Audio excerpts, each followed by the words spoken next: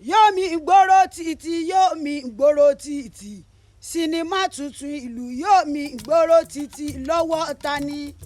lọ́wọ́ jígì alára yẹn àwọn gangan mà ní ó gbé jáde yomi ìgboro títì sinimá tuntun ìlú ó pọ̀ létí owó lọ́wọ́ bẹ́ẹ̀ yóò bá mẹ́rin sí ògbóhùn erin òkú ewúrẹ́ má fọhùn bí èèyàn ọ̀dà mi lójú o ìlú ń kọ́ níyọ níbi ewu ìlú ń kọ́ níyọ nígbà gbogbo wọn yọ ọ́ wí rárá wómúwómúwómú lóró máa ń ké ìlú àwa nífọ̀hún bí òrò níbẹ̀ ń dáadáa sinimá tuntun ìlú látọwọ́ adé ọmọ bá ń kọ́lé o jígí alára kẹrìnlélógún mo ní o sinimá tuntun yìí gbajúgbajà omi ìgboro títì mo ní àwọn òṣèré jàǹkànjàǹkàn níbẹ̀ ọ̀dà mi lójú akínlẹ́wìsì rọ́sọ̀dìkà ìyákú ègbé jẹ́mọ́lẹ̀ mo ní ẹ bá mi pé mú bọ́lá wáàlì dùn mọ́ mi ọgbẹ́yìn níbẹ̀ àtàwọn èèyàn jàǹkànjàǹkàn tó wà níbẹ̀ ta nílé dárúkọ gbogbo ẹ̀yin èèyàn tí sinimá tuntun ìlú bá ti jáde látọwọ́ jígí alára ẹ jájọ wò ó jígí alára ni pòdúsà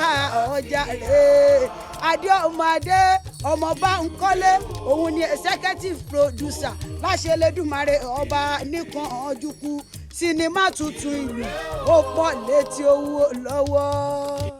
òrìṣà nílùú òrìṣà nílùú ẹ má fojú di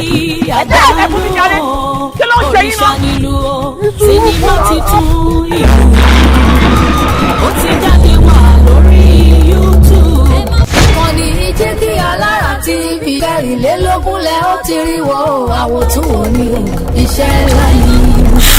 sinimá tuntun ìlú multi-billion naira project bíi yóò lágbára òrìṣà nílùú Yorbuba ìdíbò kì í ṣọjọ́ gbà tó ṣàlùwò gidi ìlú ní ṣàtọ́kùn eégún ìlú ní ṣàtọ́kùn ṣá ìlú ní ti láti ẹ̀sìn máa yàn gàlú ìlú tó kọ̀ fọ́ agbára.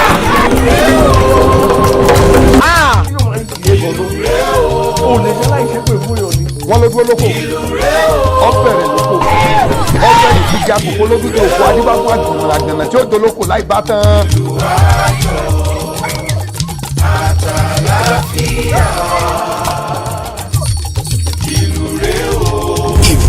agbára gba sinimá tó gbà padà búyọ tó gbà padà gbà ó fún lòdù láfojú ó yà gẹ́gẹ́dẹ́ ìwọ̀nba ni yẹn ń gbóná mọ́ láì ṣọ́ka olówó ayé ẹ̀rọ ra lànà kókó fẹ́fẹ́ káyọ̀ ọmọ tìbí ọmọ mú wa ni o sinimá tuntun ìlú ká tó parí ẹ̀ ní location ojú rí tó ẹ̀gá tá a sọ fún yẹ owó gbowó la ná lórí ẹ̀ adé ọmọ Bánkọ́lé aláṣẹ àbúrò iléeṣẹ́ Jígí Alára ẹlẹ́kẹ̀rìnlélógún ni executive producer pẹ̀lú co-producer Yèyé Rọ́sọ̀dìkà níyà Adédayọ̀ age pẹ̀lú Adébáyọ̀ Jẹ̀lílì Piccolo ló direct yẹ starring Akin Lewis Yèyé Rọ́sọ̀dìkà Taofik Adéwálé Dìgbòlùjà Babátúndé Báńgbọ́dẹ Fọ́kọ́kọ́ Taofik Salami Mondusi Òkìkí Ọ̀ṣìjọ́mọ́lẹ̀ Ìyákú Ègbé John Odika Ológbòjò Muromúbọ̀làwà Tọ́wọ́ ń dùn àti bẹ́ẹ̀ bẹ́ẹ̀ lọ nínú sinimá ńlá ìtàgbé àkọlé ẹ̀ ní ìlú subtitled in English apá kìíní ẹ̀ máa jáde kásàgbà sórí YouTube lọ́jọ́ Wednesday September 24 ọdún yìí nígbà tá apá kejì ẹ̀ máa jáde lọ́jọ́ Friday October 24 ọdún yìí bákan náà ẹ̀kúnkún mẹ́rin tẹ̀ ní ìkànnì Jígí Alára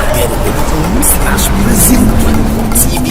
ilé ara ní Jígí Alára ojúmọ́ kan ara kan ní gbogbo bá ṣe ń jí dára